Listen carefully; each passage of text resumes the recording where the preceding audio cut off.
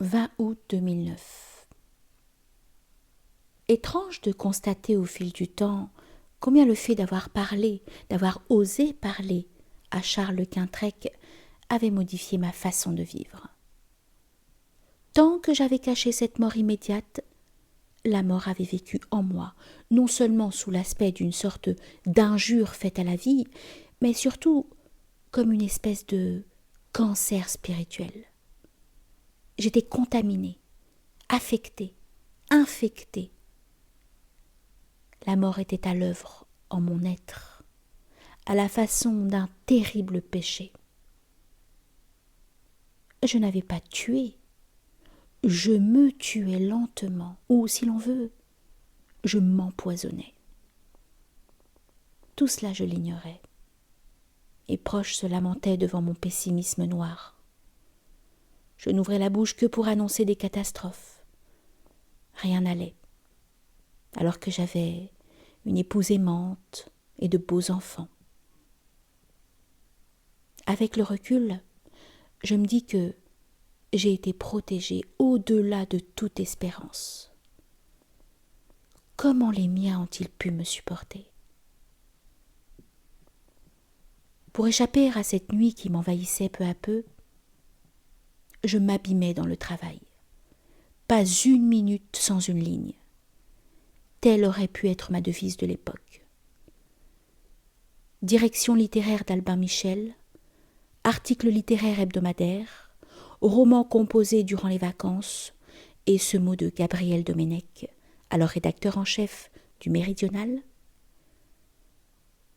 Ce que vous faites n'est pas surhumain, c'est tout simplement inhumain. Le plus tragique,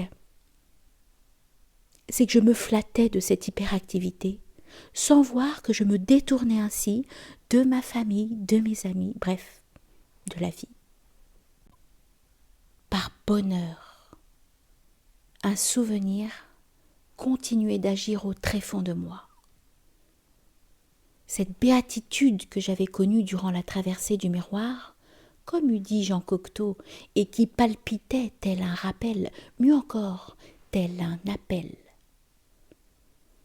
Il m'arrivait alors de me remémorer ces instants, de réinventer cette étonnante ascension dans l'éther, de mettre des mots sur le bien-être où je me trouvais. Ni froid, ni chaud, ni crainte, ni inquiétude. À mesure que j'affinais ainsi le récit intérieur de cette extravagante aventure, je me convainquais d'avoir été choisie pour un destin exemplaire. Quel orgueilleux je faisais! Au vrai, je restais à l'extérieur de moi-même, ne voyant dans cette mort que son aspect spectaculaire, au lieu que j'eusse dû en retirer un enseignement. Dès l'instant où j'ai osé raconter cette expérience, j'ai basculé dans un autre monde. De temporel et matériel, qu'il était jusque-là, il est devenu spirituel, nimbé d'une lumière que je ne lui connaissais pas. Je regardais, effaré, de nouveaux paysages se déployer sous mes yeux, paysages imaginaires, il va de soi, et que, aveugle quant à l'essentiel, je ne parvenais pas à voir qu'ils provenaient de mon être même. Parole libératrice que celle qu'avait provoquée Charles Quintrec. Il me fallut beaucoup de temps pour entrevoir, grâce à cette confection, qui n'en était pas une, quel bienfait l'on pouvait obtenir d'une vraie confession.